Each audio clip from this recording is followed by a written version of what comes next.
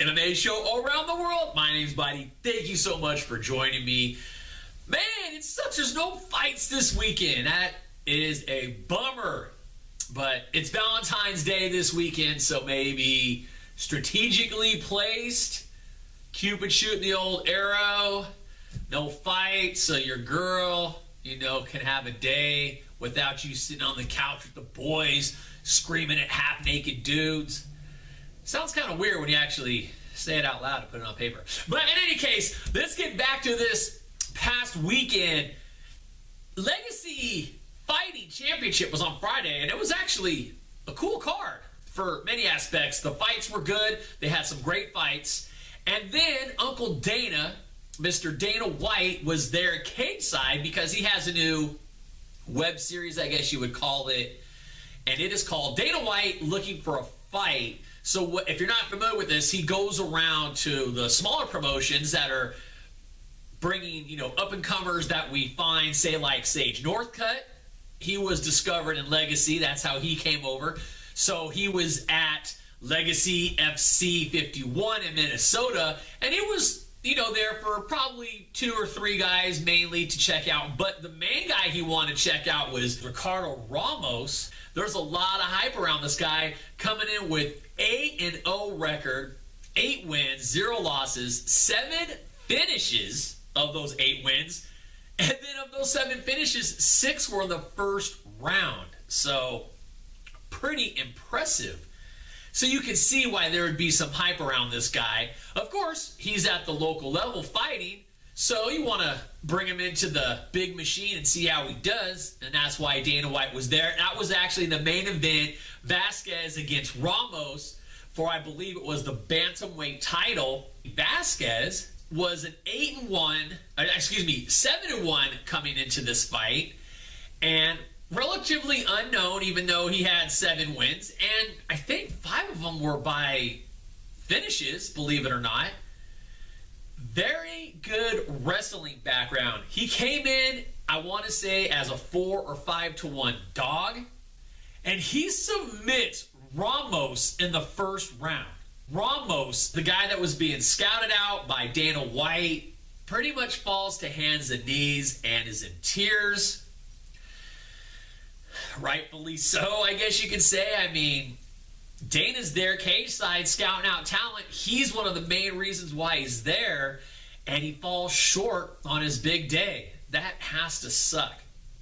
So, I mean, hopefully he can bounce back, come back, get that much better. If I was Vasquez, I would be yelling out, "Hey Dana, look at me!" Now he's 8. Well, now these guys are both 8-1, and Ramos's record is pretty much equally as good as Vasquez's record, so who knows? Maybe throw him in the Ultimate Fighter, give him a shot, 1-fight contract deal, see how he does. I don't know.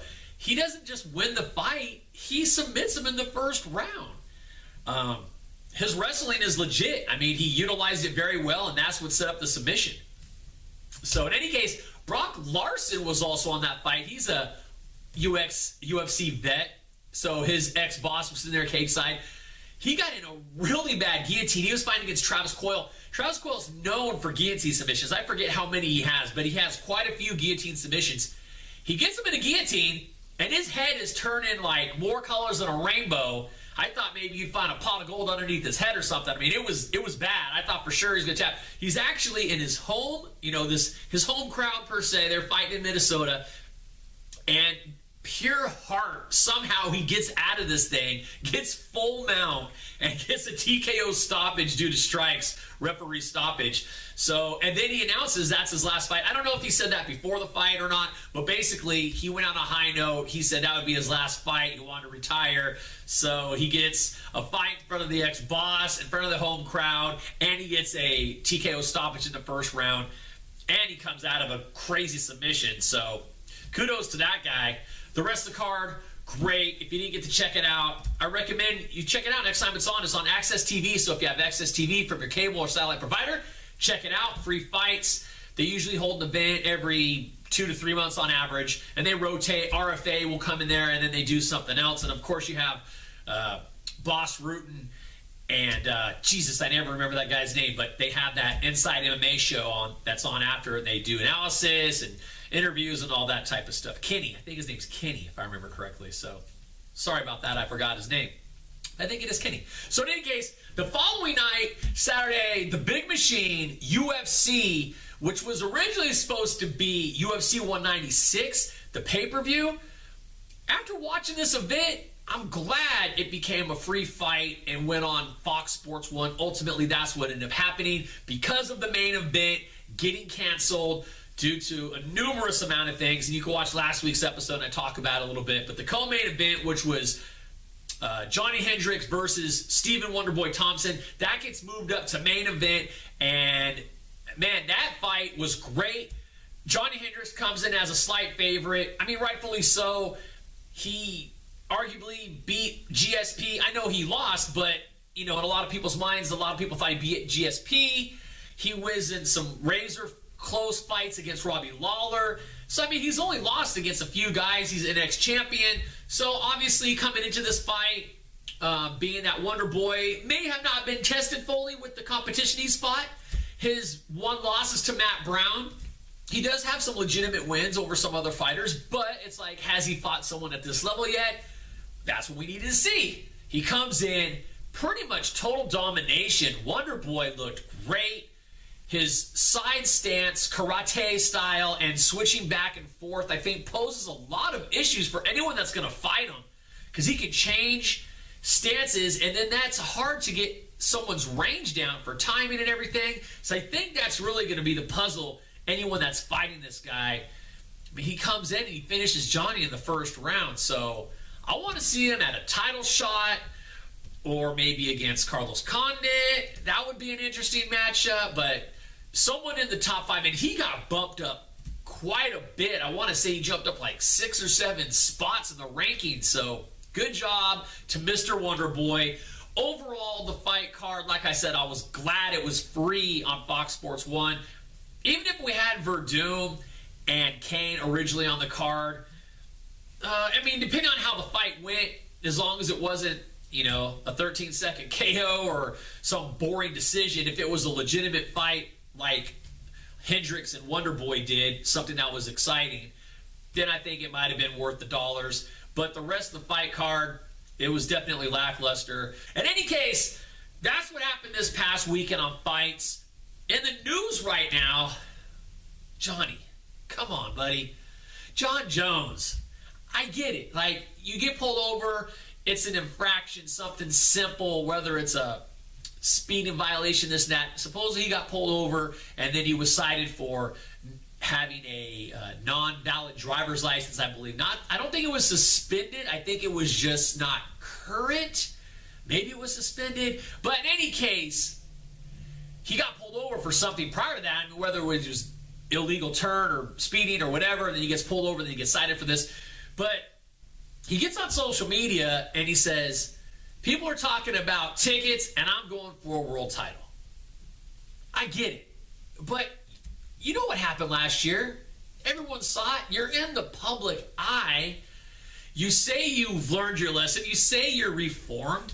I don't see it. I still see this same cocky guy that just thinks he can get away with anything. I know this is nothing. Don't get me wrong. This is irrelevant in the big scheme of things, regardless of what it was, whether it was a speeding ticket or any type of moving violation. It doesn't really matter in the big scheme of things. But it's the point that he's going on there and he's blowing it off like it's nothing. It's the point that something happened last year that was pretty major, which I'm sure you're aware of, but he was in a hit-and-run accident. He fled the scene, pregnant woman in the car that he hit, you know, all these different things and allegations that surrounded it. And it is what it is. But my point being that you're already under the microscope. Don't make yourself look like a bigger ass than people already, you know, think you are. So the guy has a phenomenal skill set. can go down, is probably the greatest of all time if he stays on the path that he's doing. But who wants to have that if it's tainted by all these things outside? And I know people on Twitter, oh, what does it matter what he does in his social life, blah, blah, blah. Okay, fine. I get that. This is my opinion. And you know what opinions are like? Exactly. I'm just saying how I feel. If you want to go down as one of the greatest of all time, why don't you have a mirroring social life as well? Something that's a role model, kids can look up to, blah, blah, blah, blah. You get it? I know this is a rant. I'm just saying he has so much talent, and I would hate to see him do something stupid, something worse than's already happened. He's already had a couple incidents with illegal substances, or not banned substances, but recreational drugs, I will put it like that. The hit and run incident, and just getting on social media and saying stuff, and he's good for putting something out there and then he deletes it. It's like, if you're putting something out there and you're deleting it, either A, you knew it shouldn't have been out there, or B, someone's telling you it shouldn't have been out there. I would hope it would be A, but I doubt that's the case. It's probably B, someone telling him. But in any case, Johnny, man, I can't say I like your antics, but I will say your skill set is phenomenal, and I'd really like to see you thrive and go up and get the right people around you. I think that's what it comes down to, even in life itself. You as a person, as an individual, if you're surrounded by a whole bunch of people that don't have a lot of motivation, aspirations, sit around playing video games all day, then you'll probably do the same thing. Just, birds of a feather, right? But if you're surrounded by people that are successful and have the drive to do things and have goals and dreams, then you'd probably be the same. So I don't know if it's the people he surrounds himself with. His brothers seem to be all on the level, so I'm not quite sure where it's at. And once again, this is just a rant, and it's my opinion. Anyways, moving on. CM Punk. There was a fight on this past weekend's fight card. It was actually the second fight of the night, which was on UFC Fight Pass. That's it, UFC Fight Pass, which was the early prelims, and it was Mickey Gall against Mike Jackson. Not Michael Jackson, but Mike Jackson, which coincidentally he came out to I'm Bad about Michael Jackson, so I love that he owned that. That was cool. Basically, for whatever reason, if Mickey Gall won the fight, he would be CM Punk's first opponent, but if Mike Jackson won, he wouldn't be. So I wasn't quite sure on that. I guess Mickey Gall, he was also another talent that was found in Looking for a Fight, Dana White, the web series. Hint, hint, hint, I'll take that check, you know what I'm saying? So in any case, Mickey Gall wins, pretty dominant fashion, first round, stoppage, submission. So CM Punk sitting cage side, they bring him in the octagon, they do like a little face-off, gives him the handshake, says, hey, we'll see you soon. They don't know exactly when. And then just yesterday or the day before yesterday, CM Punk announces that he's slated for back surgery. I'm pretty sure he knew he was going to have back surgery when he was in the octagon on Saturday. So once again, CM Punk pushed further back, and we have to wonder, when are we ever going to see this guy fight? Is it part of the hype train, this and that? I mean, I don't know. I haven't watched professional wrestling in probably 15 years, I would say. At least probably 15 years. But, when I was a kid and a little bit older, I'd watch it. So I don't really know. Obviously, I know some of the bigger names like John Cena and stuff like that. But I don't really know the wrestling world so much. So I don't really know anything about CM Punk other than a little bit I've seen here and there. But the guy has charisma, and I actually want to see him fight. I want to see if he can come out and, you have age. You have, obviously he wants to prove a point. He's like, I'm going to come from pro wrestling, and I'm going to come over to real fighting. They both, don't get me wrong, both are athletes. One scripted and one I hope isn't scripted. But you have to be very athletic to do either. And you're pretty much entertainers on both levels. And now you're gonna you're gonna get potentially hurt, where in the script maybe you don't. So, but there's parallels to it.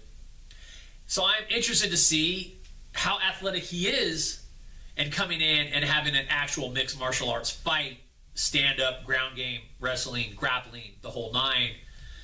I just want to see him fight. That's what it comes down to. So, in any case, CM Punk's First opponent will be Mickey Gall. It looks like they're going to slate it to UFC 200. By the time he has his back surgery, heals up, and starts training, they can put him on that.